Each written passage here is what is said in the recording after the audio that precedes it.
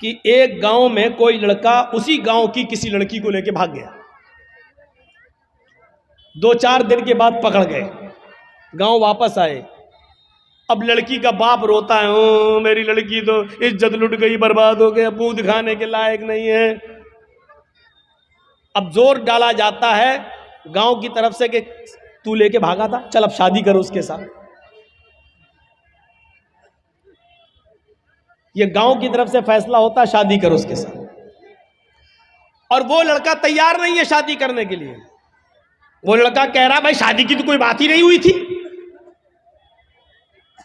اب یہ لڑکی کا باپ کہہ رہا ہے یہ لڑکا لے کے بھاگ گیا میری لڑکی کو, اب میری لڑکی تو بدنام ہو گئی, کچھ ہوا ہو یا نہ ہوا ہو لیکن بدنام تو ہم ہو گئے, کون میری لڑکی سے شادی کرے گا. لڑکے کا باپ یہ کہہ رہا بھائی دونوں باتیں کرتے تھے, موبائل پہ لگے رہتے تھے رات رات بھر, ہم کیا کریں. لڑکا کہہ رہا ہم شادی کیوں کریں, شادی کی کوئی بات ہی نہیں ہوئی ہے اس سے ہماری. ٹھیک ہے ہم بھگا کے لے گئے تو تمہارے گھر تھوڑی گھس کے لے گئے تھے, ہم فون پہ بات ہوئی فلاں جگہ تم آ جاؤ, ہم بھی فلاں جگہ چل رہے ہیں, موٹر سائیکل لے کے آ جائیں گے. ہم وہاں موجود تھے, یہ آ گئی, ہم لے کے بھاگ گئے. اب گاؤں میں جو سرپنچ ہوتے ہیں, مکھیا لوگ, سنو, اگر یہاں پر بھی ایسا ہوتا ہے تو سن لیں اس گاؤں کا مکھیا ہو سردار, قیامت کے دن تمہیں بھی گواہی دینا پڑے گی اور اللہ کے سامنے تمہیں بھی جواب دینا پڑے گا. اب کیا ہوتا ہے, اچھا ٹھیک ہے تو شادی نہیں کرے گا, نہیں, اب اس لڑکی کا تو عزت خراب ہو گئی, ہاں تو کیا ہوا, چل 5 لاکھ روپے جرمانہ دے گا لڑکا والا لڑکی کو. ابے تیرے باپ کا فیصلہ ہے. گاؤں کے مکھیا سردار یا سرپنچ یا پنچایت میں جو لوگ بیٹھ کر یہ فیصلہ کرتے ہیں یہ سب رونگ ہے, قرآن و حدیث کے خلاف فیصلہ کر رہے ہیں. دنیا میں 5 لاکھ 4 لاکھ روپے دلوا سکتے ہو لیکن قیامت کے دن اپنے آپ کو بچا نہیں سکتے ہو اس فیصلے سے. سوال یہ پیدا ہوا ہے کہ لڑکا بھاگا تو لڑکی بھی تو بھاگی, پھر جرمانہ صرف لڑکے پر کیوں عائد ہو رہا ہے,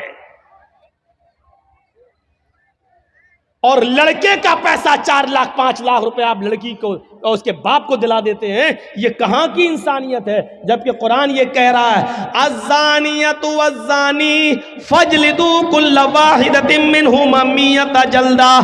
زنا کرنے کی, بدکاری کی شروعات لڑکے کی طرف سے پہلے نہیں, لڑکی کی طرف سے پہلے ہوتی ہے. بھاگنے اور بھگانے کی شروعات لڑکے کی طرف سے نہیں, لڑکی کی طرف سے پہلے ہوتی ہے. یہ سوئی ہے, یہ دھاگا ہے, جرجی صاحب سوئی میں دھاگا ڈال رہے ہیں لیکن سوئی کو ہم ایسے ہٹا دیتے ہیں, دھاگا جا ہی نہیں سکتا ہے. جب سوئی اپنی جگہ پر کھڑی ہے, ٹس سے مس نہیں ہو رہی ہے, تب دھاگا اس سوئی کے اندر چلا جائے گا. یہ صاف صریح دلیل ہے, اگر لڑکی اپنے آپ کو بچائے تو لڑکا کبھی اس کے ساتھ زنا کر ہی نہیں سکتا. مولوی جرجیز کی بات انڈین قانون کے خلاف ہے, لیکن قرآن و حدیث کی روشنی میں ہے. زنا کی شروعات اگر لڑکی بھاگنے کے لیے تیاری نہ ہو تو لڑکا بھگا ہی نہیں سکتا ہے, لڑکی بھاگتی نہیں. سوال ہے صاحب میرا لڑکا, تمہارا لڑکا میری لڑکی بھگا کے لے گیا, تو 18 سال تک پالتا رہا, پھر تو اپنی الماری بھی نہیں بچا سکا, وہ پیسہ بھی لے کے بھاگ گئی اور سونا بھی لے کے چلی گئی, زیور بھی لے کے چلی گئی.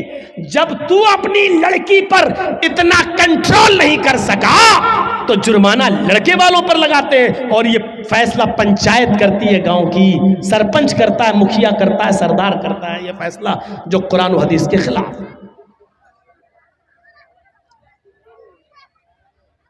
شادی ہو سکتی ہے یا نہیں وہ ایک الگ مسئلہ ہے, وہ الگ جانے دیجئے. سوال یہ ہے کیا جرمانہ لڑکے کے اوپر عائد ہوگا, جبکہ بھاگنے میں دونوں نے برابر کی بھاگیداری لی ہے. کوئی لڑکا زبردستی گھر میں گھس کر لے کر تو نہیں گیا تھا, آپ کی لڑکی بھی گھر سے نکلی, لڑکا بھی نکلا, دونوں نکلے, 1 ہفتہ غائب رہے, پھر آئے. وہ ایک الگ مسئلہ ہے.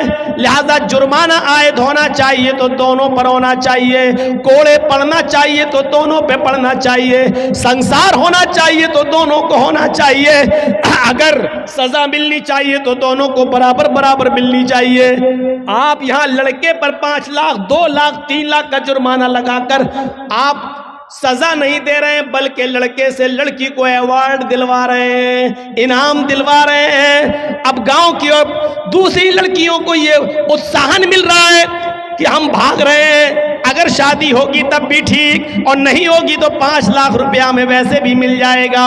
اس 5 لاکھ روپے میں تو ہم دوسری شادی بھی کسی اور سے اچھی طریقے سے کر سکتے ہیں. سن لو, اس جرمانے پر جن لڑکیوں کے حوصلے بڑھتے ہیں ان کا گناہ بھی ان پنچایتوں کے سر پہ رکھا جائے گا.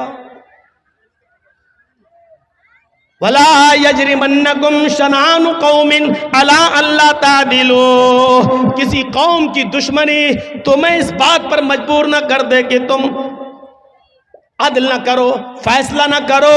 ایسا نہیں ہونا چاہیے. اعدلوا هو اقرب للتقوى, ہر حال میں انصاف کرنا, ہر حال میں سچی بات کہنا, چاہے وہ کسی کے بھی خلاف ہو.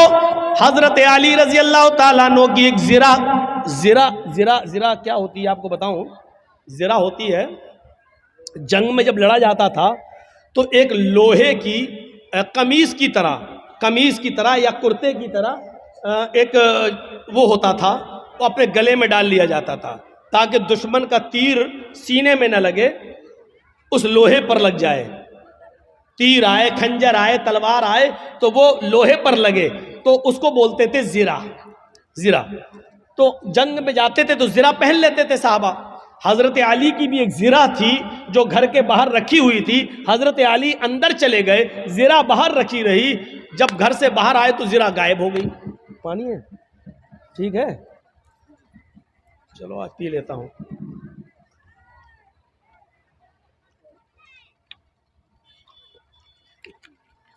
وہ زرہ غائب ہو جاتی ہے. اور سنیے,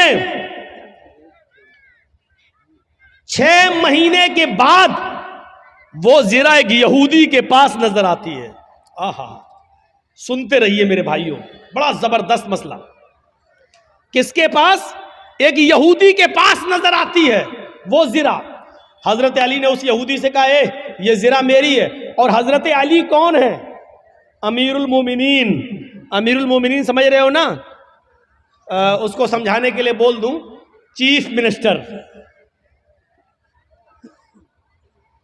امیر المومنین ہے, پورے علاقے کے ذمہ دار ہیں. یہودی سے کہتے ہیں, یہودی یہ زرہ تو میری ہے, تیرے پاس کہاں سے آئی؟ اس نے مسکراتے ہوئے کہا, اچھا نیت خراب کر رہے ہو میری زرہ پر, یہ تو میرے پاس بہت دنوں سے ہے. حضرت علی نے کہا, تم پنگا لے رہے ہو, تمہیں اچھی طریقے سے معلوم ہے کہ یہ زرہ میری ہے. اس یہودی نے کہا, آپ جھوٹ بول رہے ہیں. لیجیے, کس سے کہا جا رہا ہے؟ حضرت علی سے. آپ جھوٹ بول رہے ہیں, یہ زرہ آپ کی نہیں میری ہے. حضرت علی نے کہا, میں تمہارے خلاف مقدمہ دائر کروں گا عدالت میں. اس یہودی نے کہا, کر دو مقدمہ, دیکھتے ہیں عدالت کیا فیصلہ کرتی ہے. حضرت علی نے مقدمہ دائر کر دیا. کہاں؟ کورٹ میں, عدالت میں. اور جج کون ہے؟ قاضی شریح. اور یہ جج کس نے بنایا؟ حضرت علی نے. جج کس کا؟ علی نے بنایا. لیکن جج بنا ضرور رہے حضرت علی, لیکن جج نے یہ نہیں دیکھا کہ مجھے جج بنایا کس نے. جج کا مطلب یہ ہوتا ہے کہ مجھے عدل اور انصاف کو قائم رکھنا ہے. قرآن کی اس آیت کے پیش نظر کہ وَلَا يَجْرِمَنَّكُمْ شَنَآنُ قَوْمٍ عَلَىٰ أَن لَا تَعْدِلُوا اعْدِلُوا هُوَ أَقْرَبُ لِلتَّقْوَىٰ. کبھی کسی قوم کی دشمنی تمہیں غلط فیصلہ کرنے پر مجبور نہ کر دے, صحیح فیصلہ کرنا چاہے وہ کسی کے خلاف. اس یہودی کے پاس نوٹس پہنچا کہ تمہیں بھی آنا ہے. حضرت علی اور یہودی دونوں ایک ہی دن پہنچتے ہیں قاضی شریح کی عدالت میں. قاضی شریح کی عدالت میں. یہ ایسا جج نہیں تھا جو ہمارا چوکیدار بنا دیتا ہے، اس لیے بابری مسجد کا فیصلہ ان کے پکش میں چلا جاتا ہے، کیونکہ ہم نے آپ کا نمک کھایا ہے تو نمک حلالی تو کرنا ہی ہے۔ یہ سسٹم نہیں تھا وہاں۔ حضرت علی رضی اللہ تعالیٰ عنہ بھی کورٹ میں موجود ہے، ایک کٹ گھرے میں کھڑے ہیں، یہودی بھی دوسرے کٹ گھرے میں کھڑا ہے۔ پوچھا ہے علی، مقدمہ آپ نے دائر کیا ہے، بتاؤ کیا پرابلم ہے؟ کہا اس یہودی کے پاس ایک زیرہ ہے، وہ زیرہ میری ہے، اور یہودی کہتا ہے کہ وہ زیرہ میری ہے، لہٰذا اس یہودی سے وہ زیرہ مجھے دلوائی جائے۔ کہا جی صاحب نے کہا ہے یہودی، حضرت علی کہہ رہے ہیں کہ وہ زیرہ میری ہے، تم اس کے بارے میں کیا کہنا چاہتے ہو؟ اس یہودی نے کہا حضرت علی جھوٹ بول رہے ہیں، زیرہ میری ہے، اس وقت میرے پاس ہے، میں عدالت کے باہر رکھ کر آیا ہوں۔ قاضی نے حضرت علی سے کہا، اے علی یہ شخص کہہ رہا وہ زیرہ میری ہے، تم کہہ رہے ہو وہ میری ہے، ابھی زیرہ تو اس یہودی کے پاس ہی رہے گی، کیونکہ اس کا مالک وہ ہے، بھی اس کے پاس ہے، لیکن مجھے یہ بتاؤ کہ اگر وہ زیرہ تمہاری ہے تو تمہارے پاس کوئی گواہ ہے یا نہیں؟ اس گواہ کو بلاؤ، میں اس سے پوچھوں اس زیرہ میں کیا کیا تم نے دیکھا ہے اور کس بنیاد پر کہتے ہو کہ وہ علی کی زیرہ ہے؟ حضرت علی نے کہا ہاں گواہ ہے۔ کہا کون؟ کہا ہے۔ کہا اس گواہ کو بلاؤ۔ جب گواہ کو بلایا گیا تو وہ گواہ حضرت علی کے بیٹے حضرت حسن تھے، وہ کٹ گھرے میں کھڑے ہوئے اور گواہی دینے لگے، اے قاضی صاحب یہ میرے ابو کی زیرہ ہے اور میں زیرہ کو اچھی طرح پہچانتا ہوں، میرے باپ کبھی جھوٹ نہیں بولے، لہٰذا یہ زیرہ میرے ابو کی ہے، میں گواہی دیتا ہوں، اس زیرہ کو یہودی سے لے کر میرے باپ کو دلوایا جائے۔ قاضی صاحب کا فیصلہ سنیے، قاضی صاحب کا فیصلہ سنیے۔ قاضی صاحب کہتے ہیں امیر المومنین سے، اے علی جی آپ کی گواہی آپ کے بیٹے نے دی، اور شریعت باپ کے حق میں بیٹے کی گواہی معتبر نہیں مانتی ہے۔ شریعت کہتی ہے، قرآن و حدیث کہتی ہے باپ کی گواہی اگر بیٹا دے تو اس گواہی کو نہیں مانا جائے گا، کیونکہ بیٹا اپنے باپ کے خلاف بولتا ہی نہیں ہے، وہ اپنے باپ کی حمایتی میں بولتا ہے، لہٰذا کوئی دوسرا گواہ لاؤ، آپ کے بیٹے کی گواہی شریعت کے مطابق قبول نہیں۔ حضرت علی نے کہا ایک دوسرا گواہ بھی ہے میرے پاس، اپنے غلام کو بلایا۔ جب غلام کٹ گھرے میں آتا ہے، حضرت علی نے کہا یہ میرا گواہ ہے۔ غلام نے گواہی دی کہ یہ زیرہ علی کی ہے، ہمارے آقا کی ہے۔ حضرت جج صاحب نے پوچھا قاضی صاحب نے کہ تم کون ہو؟ کہا میں ان کا غلام ہوں۔ فرمایا کمبر نام ہے میرا، میں ان کا غلام ہوں۔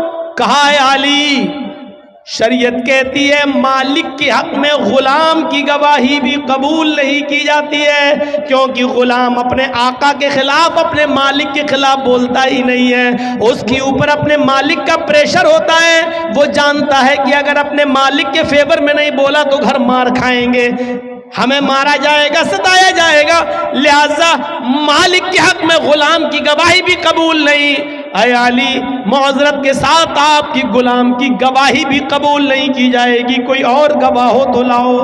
حضرت علی نے کٹ گھرے میں کھڑے ہو کر کہا اے جج صاحب، قاضی صاحب، ان دو گواہیوں کے علاوہ میرے پاس اور کوئی گواہی نہیں ہے۔ آج کل تو 100 روپے میں جھوٹے گواہ مل جاتے ہیں، میرے پاس اور کوئی گواہی نہیں ہے۔